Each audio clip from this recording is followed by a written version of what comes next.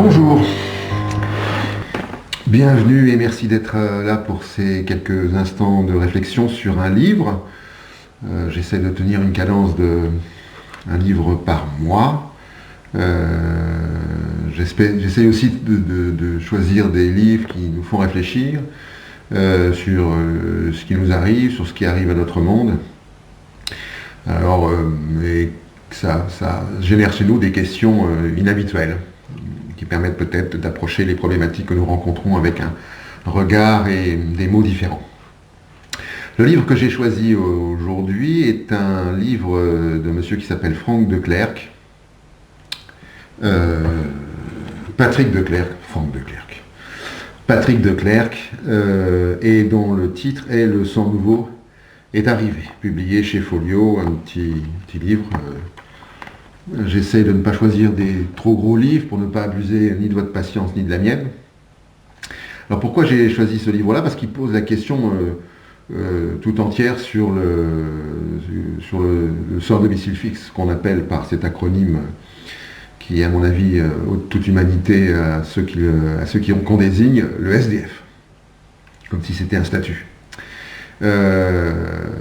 Pourquoi de Clercq? Alors de Clercq, qui c'est d'abord? Patrick de Clercq, c'est un anthropologue, c'est un philosophe, c'est un psychanalyste, et il se trouve que il a 60 ans ou 61 ans aujourd'hui, il est contemporain donc, et il a beaucoup travaillé en tant qu'observateur, en tant qu'analyste, mais aussi en tant que praticien avec les clochards. Il les appelle les clochards parce que moi ça nomme quelque chose. Un humain, dans un état, mais un humain. Il les a accueillis, il a discuté avec eux, il a entrepris bien sûr de les aider, de les soigner, etc., etc. Et en plus, il a pratiqué l'expérience de la rue pour comprendre ce que voulait dire, ce que ça représentait pour un humain de vivre dans la rue, qui n'est pas un lieu de vie. C'est un lieu de passage, mais ce n'est pas un lieu de vie. Et donc, je me suis intéressé à ce livre. Alors, avertissement, il est pamphlétaire, ce livre. C'est un pamphlet. Voilà quoi. C'est à la hache qu'il taille dans le sujet, qu'il taille le sujet. Et il pose la question, en fait, il pose peut-être deux questions ce livre. En tous les cas, il approche la problématique par deux biais. Le premier, c'est le SDF a un rôle dans la société. Vous allez voir que c'est assez... une vision qu'il a assez cynique, mais après tout, elle pose des questions. Et la deuxième chose, c'est ce que subit le SDF en plus de la rue, de la vie dans la rue. Alors pour vous mettre dans l'ambiance de l'auteur, j'ai envie de vous lire un extrait que je vais prendre dans les premières pages, dans les toutes premières pages, puisque c'est, vous voyez, le livre commence là, et je vais lire à partir du bas de la page. Novembre. Les SDF, clochards et sans-abri, comme les huîtres, sont de saison. Les programmes d'hébergement d'hiver sont en place. Les officiels se congratulent. C'est qu'une fois encore, si l'on peut dire, on a eu chaud. L'administration, comme chaque année en octobre, s'est souvenue in extremis de l'étrange régularité saisonnière typique de notre hémisphère nord. Cette loi des reins qu'il serait urgent, étant donné l'étonnant refoulement dont elle semble faire systématiquement l'objet, d'inscrire au programme de l'ENA. Pour mémoire donc, l'hiver, comme son nom l'indique, sous nos latitudes, est généralement froid. Non, si. Magnanime pour le 1er novembre, on a rajouté ça et là quelques dizaines de lits supplémentaires que l'on démontrera au printemps, que l'on remontera en octobre prochain, que l'on démontera au printemps suivant, etc. La soupe, lentement, de grosses marmites chauffe et frémira bientôt. Les bénévoles pratiquant l'humanitaire, comme d'autres la bicyclette, comptent les bols et les cuillères, remusclent de flexion en flexion leurs bons sentiments, leur compassion, leur amour enfin se sentent revivre. Et voilà jusqu'au mars moins obscur, moins dérisoire, moins seul, ils et elles se réchaufferont un moment au malheur des autres. Prostate et ménopause s'évanouiront, le temps d'un entracte au profit des chancres du prochain. Et la diarrhée du petit chat leur semblera, somme toute, bien peu de choses. Donc quand je vous ai dit que c'était à la hache, c'est à la hache. Alors est-ce que son livre est une entreprise de dénonciation? Oui. Oui, ça, bien sûr. Est-ce que cette dénonciation est juste? Eh bien, je vous en les juge, bien sûr. Mais elle pose des questions. Alors, pour répondre à cette première question qu'il a posée, quel est le rôle du SDF dans la société, pour notre société? Alors il répond, vous avez compris déjà, le premier rôle, c'est que ça satisfait les bénévoles qui cherchent un peu de chaleur auprès de la chaleur de la misère, en fait, ou qui peut-être oublient un temps leur vie et leurs problèmes parce que ils sont détournés de leur personne par d'autres personnes qui semblent plus miséreuses qu'elles, dans tous les cas. Alors ça, déjà ce rôle-là. Le deuxième rôle de Clerc qu'elle a identifié, c'est ça satisfait quelques médias, puisque même souvent les médias, puisque vous savez, c'est un marronnier qui revient cycliquement. Les journalistes guettent la température du thermomètre pour regarder quand on va déclencher les grandes opérations de reportage sur la misère dans la rue et ceux qui en meurent et ceux qui en meurent. Et si vous vous souvenez, le JT du 24 décembre à 20h, qui est une époque qui est l'époque du sauveur, et bien on en profite pour en sauver d'autres, ou en tous les cas pour alerter la population que d'autres sont en danger à l'époque où le sauveur va venir ou revenir, puisque c'est saisonnier.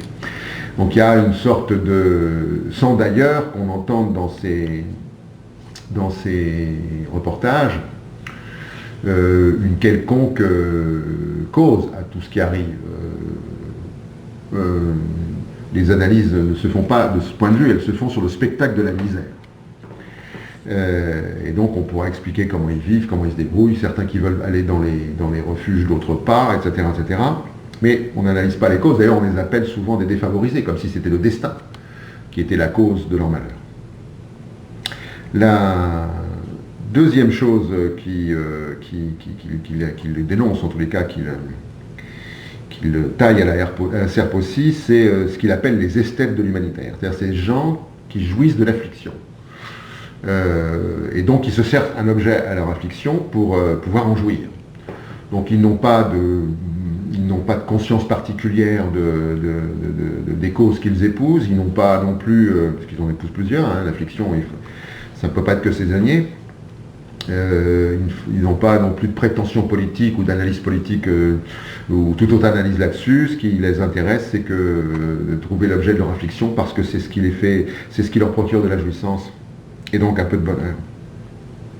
Le troisième rôle du SDF, c'est de faire de l'entertainment, dit-il, je prononce mal ce mot, en d'autres termes, du spectacle, c'est-à-dire tous ces spectacles qui sont liés à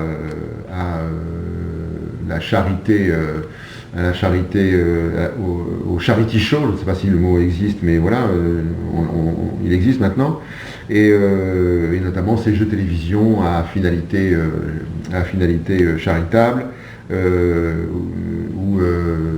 où dit Declercq, le petit myopathe qui va regarder les montants s'afficher en hausse ou en baisse puisque c'est un jeu, et si finalement le jeu ne se passe pas aussi bien que c'était prévu, eh bien s'envolera avec la perte du jeu, la perte de gain, et avec la perte de gain, l'absence d'aménagement d'une chambre pour que sa mère puisse l'accompagner dans ses nuits à l'hôpital. Alors bien sûr on dira c'est le jeu, je trouve que c'est curieux, et je ne sais pas quand on décrit ça, qui est cynique, Declercq ou la situation. Et puis il y a dans ce livre une chose qui m'a intéressé et que j'ai expérimenté, et que je vous conseille d'expérimenter, c'est pas agréable du tout, hein. Alors on fait qu'une fois, pas deux, c'est de ressentir ce que ressent SDF. Donc là, vous voyez, on sort de toute la partie d'un livre où il parlait du rôle du SDF pour la société. J'ai pas été exhaustif, hein, là-dessus. Puis on rentre dans ce que c'est qu'être SDF, quoi. Comment vivre ça? Alors évidemment, on peut ne pas souhaiter que ça nous arrive aux uns et aux autres, mais on peut essayer de comprendre ce qui se produit physiquement, moralement. Et il conseille la chose suivante: vous ouvrez je sais pas, vous prenez une soirée, une nuit d'un fin novembre, début décembre, et puis une autre nuit, si vous avez loupé votre rendez-vous fin novembre, décembre, une autre nuit fin février, début mars, et puis vous ouvrez toutes les fenêtres, vous coupez le chauffage pendant toute la journée, et le soir, quand vous rentrez, ou si vous êtes resté chez vous, ce qui pourra vous paraître long, mais si vous rentrez le soir, eh bien, vous trouvez un endroit chez vous qui est pavé, vous y mettez des cartons, vous allez chercher quelques pulls et quelques pantalons qui vous permettront de résister contre le froid, et vous essayez de dormir sur ce carton. Et là, il y a deux choses qui se produisent. La première, c'est que votre corps ne trouve pas une position qui n'est pas une douleur. C'est-à-dire que ça peut être amusant d'être sur le dos, par exemple, mais très vite, il va y avoir des douleurs un peu partout. Alors moi, je me souviens que c'était plutôt là, aux fesses. Et puis après, si vous vous mettez sur le côté, ça sera plutôt dans les hanches, et puis on ne sait pas très bien, on va mettre le bras, si ça sera sous la tête, pas sur la tête, dans tout les tas de causes. Donc on a une première difficulté, c'est que le corps souffle par terre. Et la deuxième difficulté, c'est que le froid attaque, et quand le froid attaque, ça fait peur. Ça commence, ça crée de l'inquiétude immédiatement. Donc total de cette opération, si vous avez commencé votre expérience à minuit, à 2h du matin, c'est fini, c'est insupportable, et on rejoint son lit douillet parce que c'est pas possible. Vous voyez ce qui est intéressant dans l'exemple qu'il donne, dans cette expérience qu'on pourrait faire, c'est évidemment de sentir, ne serait-ce que quelques minutes, ce que ça peut vouloir dire tous les jours. Ce que ça veut dire quand une société met à la rue. Et puis la troisième partie de ce petit livre, c'est ce que subit le SDF. Alors, il subit physiquement ce que je viens de vous dire. Je ne vous parle évidemment pas des conséquences mentales que ça peut avoir. Mais il subit aussi de la part de la société des pressions. Par exemple, l'exigence de dignité au sens honorabilité. C'est-à-dire qu'on réclame de la dignité chez le pauvre mais digne. Mais vous connaissez cette idéologie qui fait qu'on doit transcender sa misère, les premiers seront les derniers, et donc de transcender sa misère pour montrer figure humaine. Et donc c'est une première pression, donc il faut que tu te coiffes, faut pas que tu te laisses aller, etc. Ne pas se laisser aller. Je me demande ce que ça veut dire se laisser aller quand il va falloir chercher tous les soirs un lieu dans une ville, dans une rue, pour essayer d'y être le plus à l'abri du monde, du froid, des déjections canines, des rats, des violeurs en tout genre. Et quand il faudra se poser la question de savoir où on va déféquer. Alors je me trouvais peut-être un peu abrupte, mais c'est la question quand même. La deuxième pression qu'il subit, c'est la pression de la réinsertion par le travail. Alors ça, c'est formidable, cette pression, parce que évidemment, il n'y a pas de travail, on voit bien que dans ce pays, pour longtemps, me semble-t-il maintenant, mais on n'analysera pas les causes aujourd'hui, ça fera peut-être l'objet d'un prochain livre, mais alors, ce sont des gens déjà en difficulté personnelle, et je ne parle pas d'une difficulté qui est liée à leur statut social, je parle de leur difficulté personnelle, à recouvrer une vie qu'on appellerait normale, c'est-à-dire à retrouver une vie où les premiers besoins vitaux ne posent plus de problème. Et puis pour retrouver cette vie-là, il faut avoir un mental sacrément équilibré et rééquilibré, et c'est pas et la rue a plutôt tendance à détruire ce mental. Et donc la réinsertion par le travail, c'est la finalité ultime, puisque notre société est organisée autour du travail. On a même créé on a même dit que le travail était une valeur, il y a quelques temps encore. Très bien, on discutera de ça là aussi probablement une nouvelle fois, mais ce qui est intéressant, c'est que ça n'a aucune chance de succès. Et comme ça n'a aucune chance de succès, par contre, on y consacre beaucoup d'énergie. On y mettra des assistants psychologiques, des assistantes sociales, etc., etc. Qu'est-ce que je peux avoir comme goût à vivre en sortant de là où je sors et en essayant de savoir quel métier je pourrais bien faire, parce que je suis détruit. De Clercq conclut par finalement deux questions. La première, c'est la fonction du SDF dans une société, c'est d'entretenir une menace, c'est-à-dire tout ce qui ne produit pas périt. Autrement dit, tous ceux qui ne produisent pas sont mis à mort, en tous les cas risquent cette mise à mort. tout ce qui est anormal finira dans le caniveau, pour le dire autrement. Et donc c'est une menace qu'il faut entretenir, selon De Clercq. Si cette menace-là n'existe pas, il se pourrait que pour les uns ce serait un trouble à l'ordre public et pour les autres un début d'insurrection. Puis la deuxième chose que font les pouvoirs publics, selon De Clercq, quand il s'agit des SDF, il ne s'agit pas de sauver des gens ou de les abriter ou je ne sais quoi, hein. Il s'agit surtout de ne pas, de gérer plutôt de la tolérance générale. Donc, c'est-à-dire de ne pas dépasser la tolérance admissible générale du public, nous, qui sommes d'ailleurs très, j'en ai pas parlé, mais qui sommes d'ailleurs très attaqués dans ce livre, au risque du scandale public. Donc c'est juste, pour lui, la paix sociale qu'il faut obtenir et non pas une sorte d'humanité. Bien sûr, on prendra ces mots-là, mais c'est pas ça qui est une finalité. Alors il ne pouvait évidemment pas conclure sans solution, en tous les cas sans proposition, parce que solution, je ne sais pas si c'en est une, mais elle m'apparaît intéressante, et il dit que il propose la solution suivante, il n'y aurait pas ce genre de misère si chacun à sa naissance recevait un revenu minimum d'existence à vie. Comprenez bien ce que c'est qu'un revenu minimum d'existence à vie, c'est-à-dire je vis et j'ai une existence. Donc j'ai les moyens d'exister. Qu'est un monde, aujourd'hui, où on laisse naître des gens, les gens naissent, mais on n'assure pas l'existence. C'est-à-dire qu'en fait, ils apparaissent au monde et le monde dit « vous ne pouvez ne pas exister ». C'est un phénomène assez curieux, me semble-t-il. En tous les cas, ça pose une sacrée question. Alors, on ne va pas discuter ici de la pertinence économique de ça. Beaucoup d'économistes ont trouvé que ça serait beaucoup moins cher que l'ensemble des processus qui sont mis à la disposition des gens qui sont en difficulté sociale.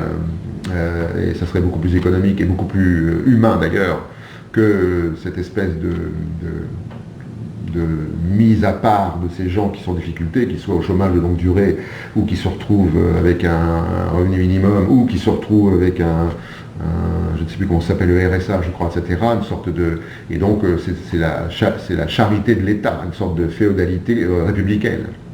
Donc, il semblerait qu'il y ait des solutions économiques, mais je n'ai pas envie d'en débattre. En tout état de cause, elle règle un problème. Enfin, en tous les cas, c'est une solution qui m'apparaît fortement éthique, qui consiste à dire que si une personne apparaît au monde, elle ne peut pas être privée d'existence. Voilà, je vous laisse avec cette réflexion. La prochaine fois, pour un prochain livre, n'hésitez pas, si vous avez un livre à me suggérer, si ça me plaît, hein, j'en ferai la lecture et puis je vous donnerai quelques pistes de réflexion à propos de ces livres. N'hésitez donc pas, on se retrouve donc à bientôt. Au revoir.